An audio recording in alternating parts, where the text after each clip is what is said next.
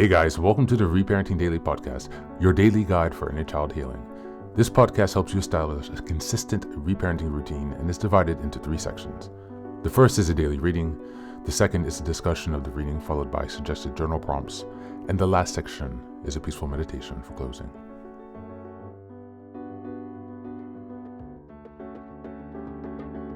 Good morning, good afternoon, and good evening from whenever and wherever you're joining us today.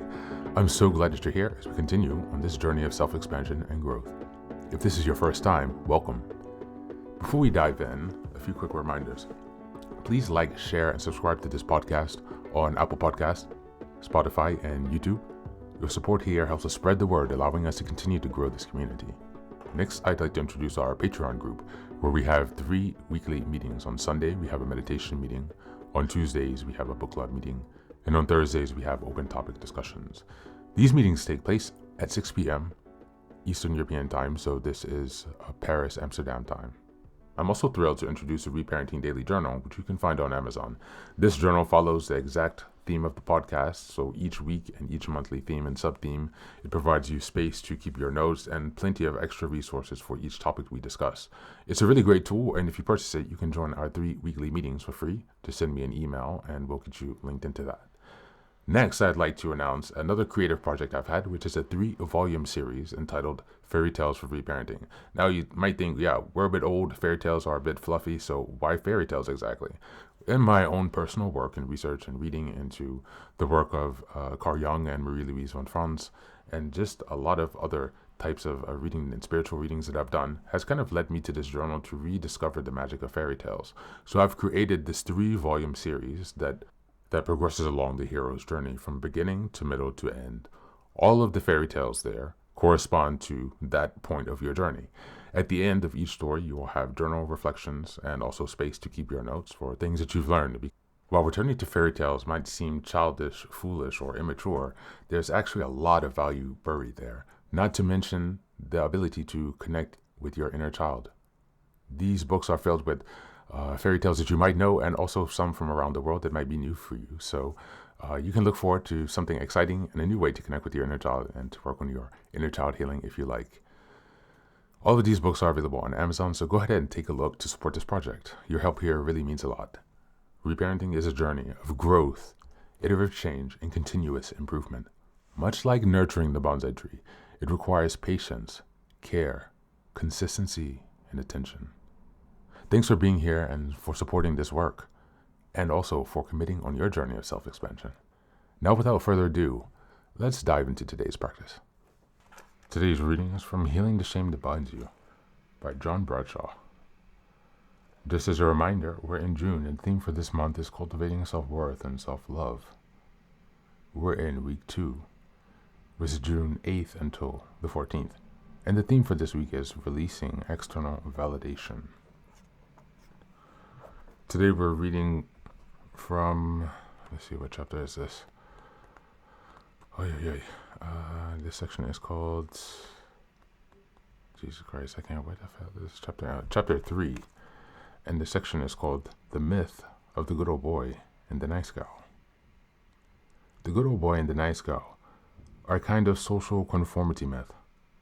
They create a real paradox when put together with the real, rugged individual, part of the success myth. How can a rugged individual be my own man and conform at the same time?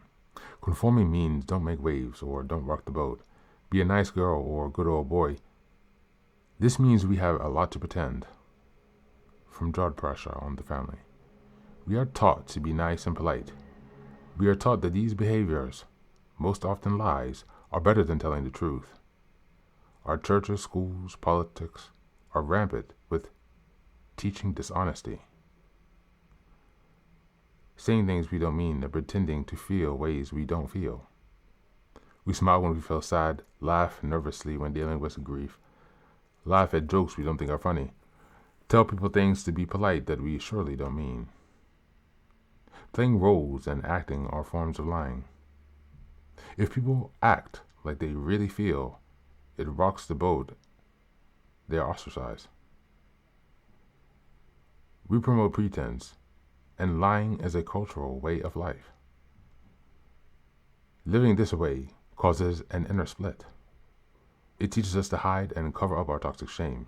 This sends us deeper into isolation and loneliness. This is the beginning part of chapter 4. The hiding places of toxic shame. According to the book of Genesis, Adam went into hiding after the fall by trying to be more than human. Adam felt less than human. Before the fall, Adam was not ashamed. After the fall, he was. Toxic shame is true agony. It is the pain felt inside, from the inside, in the core of the being. It is excruciatingly painful. The felt sense of toxic shame. Toxic shame results from the unexpected exposure of vulnerable aspects of the child's self. The exposure takes place before the child has any ego boundaries to protect him or herself. Early shaming events happen in a context where the child has no ability to choose. The felt experience of shame is being exposed and seen when one is not ready to be seen.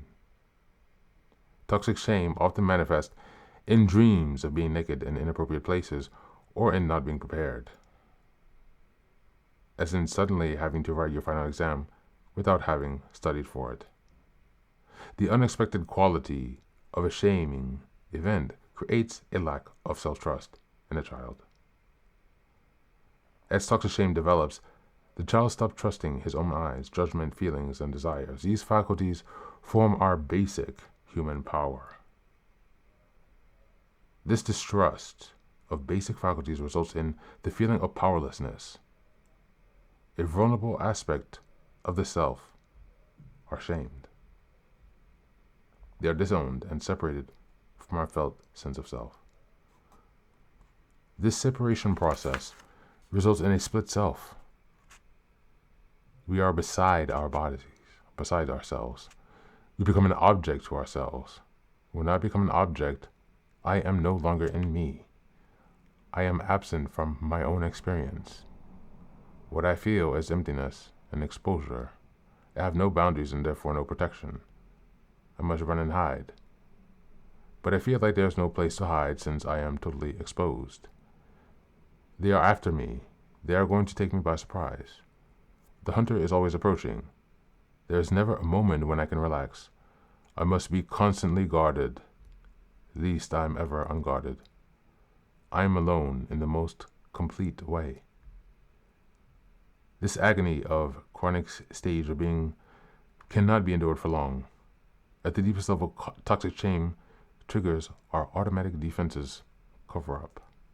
Freud calls these automatic defense cover-ups our primary ego defenses. Once these defenses are in place, they function automatically and unconsciously, sending our true authentic selves into hiding. We develop a false identity out of this basic core. We become master impersonators. We avoid our own core agony and pain over a period of years. We avoid our own avoidance. Thank you, and that's the reading for today.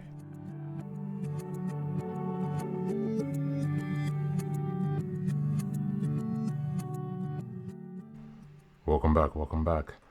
This reading from Healing the Shame That Binds You by John Bradshaw fits perfectly with this week's theme, releasing external validation. Bradshaw unpacks how societal myths like the good old boy and the nice gal can really train us to conform to suppress our truth and perform politeness instead of our authentic expression. This pressure to not rock the boat fuels toxic shame because it tells us who we are is unacceptable unless we conform.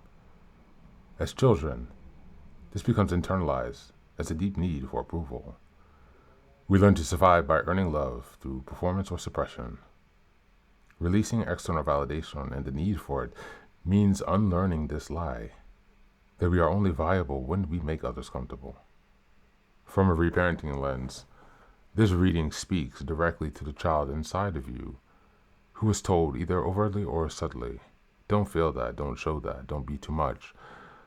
The section on toxic shame and primary ego defenses describe the internal split that happens when your vulnerable truth is punished. To reparent is to say to yourself, you don't have to be nice to be loved. You don't have to lie to be safe. Instead of continuing to chase validation from others, you start giving it to yourself in the form of truth-telling, boundary setting, and compassion for self. Letting go of external validation isn't about independence only, it's about coming back into a relationship with your true, authentic self. As we go into the journal prompts, number 1, where in my life am I still pretending to be nice or good so that I won't be abandoned or judged? What would I say or do if I wasn't afraid of losing approval? Number 2, what does external validation give me that I'm afraid to give myself? What would it look like to give that to myself this week? And number 3, what roles did I learn to play in childhood to avoid rejection? Am I still playing those roles today? And if so, what's the cost to my inner truth? Thanks for being here. As always, take care of yourself, and please do be well.